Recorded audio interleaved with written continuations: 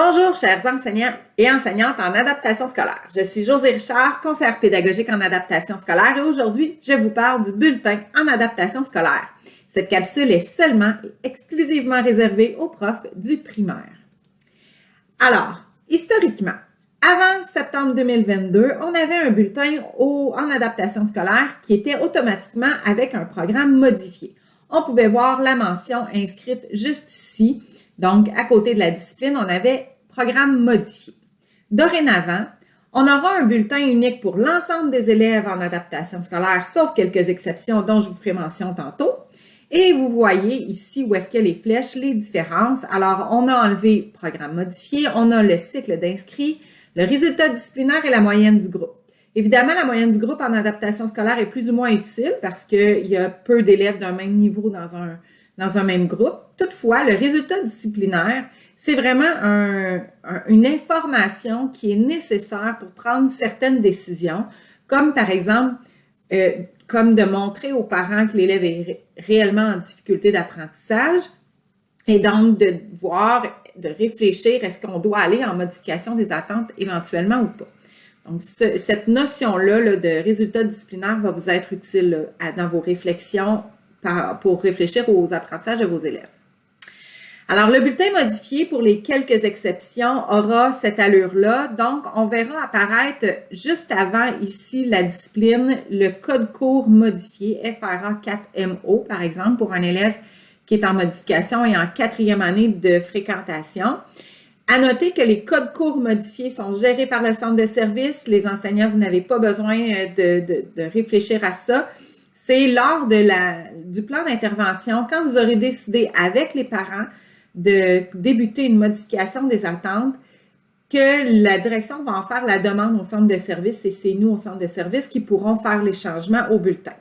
Alors, il y aura donc cette mention-là qui sera différente et comme vous pouvez le voir, la moyenne du groupe a disparu dans un bulletin modifié parce que l'élève se soustrait à la moyenne du groupe quand il est en modification des attentes. Alors maintenant, je vais vous parler des deux types d'élèves qui sont dans votre classe quand vous analysez leur portrait. Alors, premièrement, la tâche que vous avez à faire présentement, c'est de vérifier le profil de chacun de vos élèves et vous allez les classer en deux catégories. D'abord, vous avez les élèves qui suivent le PFEQ selon leur groupe d'âge. Et en deuxième lieu, vous avez les élèves qui ont de la modification des attentes au regard du PFEQ dans une ou dans plusieurs matières.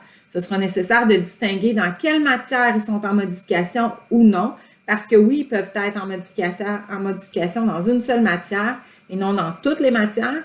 Puis s'il y a des élèves qui sont en modification dans toutes les matières, il faudra aussi les identifier. Alors revenons maintenant à l'élève qui suit le PFEQ selon les attentes du PFEQ. Cet élève-là va devoir recevoir l'enseignement de toutes les matières liées à son groupe d'âge et de toutes les compétences. Et ces compétences-là devront toutes être évaluées. L'évaluation va se faire selon les attentes du PFEQ. Alors, on va voir la PDA, on va utiliser la PDA à ce compte-là, puis on va vraiment réfléchir, utiliser les attentes du PFEQ pour porter notre jugement au bulletin, qui sera le bulletin unique, sans modification des attentes. Les élèves pourront donc avoir un échec ou une réussite au bulletin selon leur profil. Et pour déterminer leur profil d'élève, on pourra utiliser les échelons document qui sera fourni à la suite de cette capsule. Pour ce qui est de l'élève qui est en modification des attentes, eh bien, cet élève-là aussi va devoir recevoir l'enseignement de toutes les matières liées à son groupe d'âge.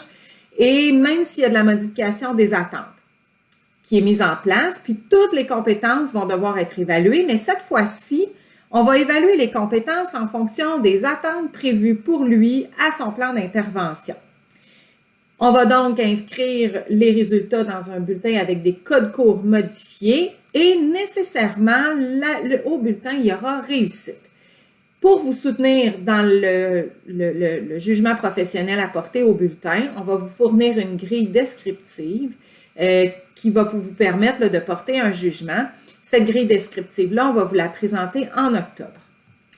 Donc, pour permettre de voir la progression de l'élève dans ses compétences, on pourra aussi utiliser le document des échelons qui est mis à la suite de cette capsule. Alors maintenant,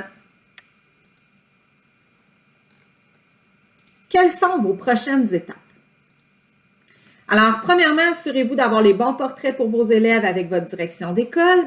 Au cours de l'année, assurez-vous que la modification des attentes au regard du PFEQ soit inscrite dans le plan d'intervention de vos élèves si c'est nécessaire, si c'est le cas. Et je vous donne l'information également que le 3 octobre, il y aura une formation d'offerte pour tous les intervenants autour des élèves ayant des modifications des attentes sur le plan d'intervention avec des attentes modifiées. Vous serez donc conviés à venir assister à cette formation-là. Et en octobre aussi, il y aura un soutien qui vous sera offert pour l'évaluation de la modification des attentes. Il est possible déjà de s'inscrire à ces deux formations-là, ces deux soutiens-là. Demandez à votre direction. Elle a reçu l'information. N'hésitez pas à communiquer avec nous pour nous faire part de vos commentaires ou simplement les défis que vous rencontrez parce que c'est important pour nous de savoir comment ça se déroule sur le terrain et de s'ajuster à vous. On va prendre en compte vos commentaires assurément. Alors, si vous avez des questions concernant cette démarche-là aussi, c'est important de comprendre que c'est vraiment lié aux attentes ministérielles, aux règles ministérielles et le changement de bulletin s'avère nécessaire pour avoir des portraits d'élèves plus clairs, autant pour le parent, mais comme pour vous aussi. Et ça s'inscrit selon les balises ministérielles là, demandées. Au plaisir, en espérant faire votre rencontre cette année. Au revoir!